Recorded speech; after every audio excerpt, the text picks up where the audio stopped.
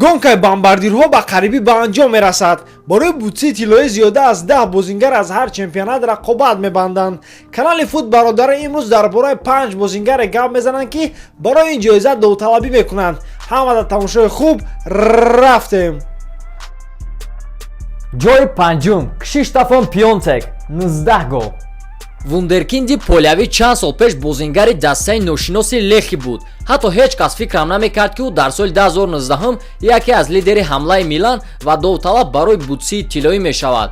ӯ ними сезонро дар дастаи Ҷенова гузаронд ки дар он ҷо 13 гол зада буд. дар моҳи январ бозингари полявӣ бо нархи 35 миллион евро ба Милан гузашт ки дар он ҷо пачка гол зада истодааст. баъди гузаштан дар 7 бозии аввал Пентек 6 гол зада ва дар ҷадвали бомбардири чемпионати Италия бо Криштиану Роналдо баробар шуд. шавқовар аст дар рӯйхати холҳо Милан дар охири сезон дар кадом ҷо қарор мегирад. прогнози худро бо спонсори ҳамавақтаи мо 1xbet санҷед. коэффициентҳои баланд дар ҳамаи чемпионатҳо, аксияҳои бисёр ва бонусҳои гуногунро танҳо дар он ҷо меёбед. ссилкаи бозӣ дар описания. ҷои чорум Криштиану Роналдо 19 гол. бозингари пирнашавандаи португалӣ ҳатто баъди гузаштан ба дигар чемпионат аз хислати голзании худ намондааст. серия А футболи ҳимоявӣ мебошад, аммо Роналдо худро дар он ҷо озодона ҳис мекунад ва ҳатто 19 гол задааст. ӯ дар Ювентус на танҳо гол мезанад, боз ба ҳамдастагонаш ёрдам дода паси голиам медиҳад. акнун дар Ювентус дуюмбора ҷаҳонии худро нишон дода истодааст. хетрики ӯ ба дастаи Атлетико гапҳои маро тасдиқ мекунад. нигоҳ карда ба он ки Криро дар ҳар бозӣ чӣ хел бозӣ мекунад, ба боварӣ гуфта метавонам ки ӯ дар охири сезон дар топ-3 довталаби асосӣ барои бутсии тиллоӣ дохил мешавад. ҷои сеюм Фабио Квалярелла 21 гол. фабио мисли вино мебошад, ҳар сол ӯ беҳтар бозӣ мекунад. дар синни 36 солагиаш ӯ айни ҳол дар ҷои сеюм қарор дорад дар рӯйхати бомбардирҳо барои бутсии тиллоӣ. ӯ легендаи зиндаи Самдория мебошад. форварди италиявӣ дар ин сезон дар 27 бозӣ 21 гол задааст.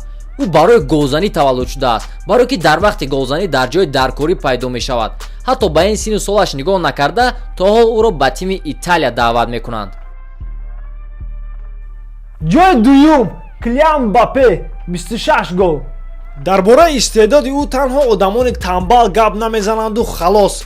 дар синни 20 солагиаш ӯ дорандаи ҷоми ҷаҳон мебошад ва соҳиби якчанд ҷоизаҳои гуногун шуд.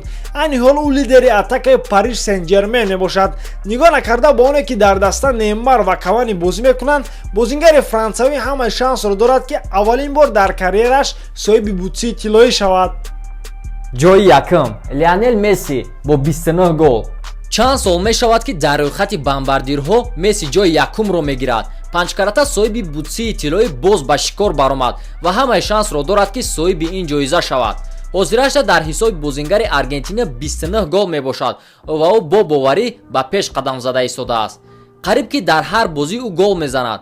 дар соли гузашта дар ҳисоби ӯ дар охири сезон 34 гол буд ва ӯ метавонад бе ягон мушкилӣ рекорди соли гузаштаашро занад.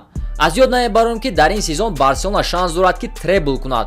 ин маънои онро дорад ки ӯ довталаби асосӣ мебошад барои тӯби тиллоӣ ва метавонад рақиби ҳамавақтаи худ Криштиану Роналдоро гузарад. дӯстон, инҳо буданд довталабони бутсии тиллоӣ. акнун савол ба шумо, то ки фаҳмем то чанд дараҷара шумо футболро мефаҳмед. соли 2001 ки соҳиби тӯби тиллоӣ шуда буд? танҳо бе ёрии интернет. дар таги комментарии ин видео нависед. ба шумо видео махкул шид? агар не подписаться ва зангуларо зер кунед ки ай видеои ояндаи мо қафо намонед. бо шумо буданд Гайруфо. хайр.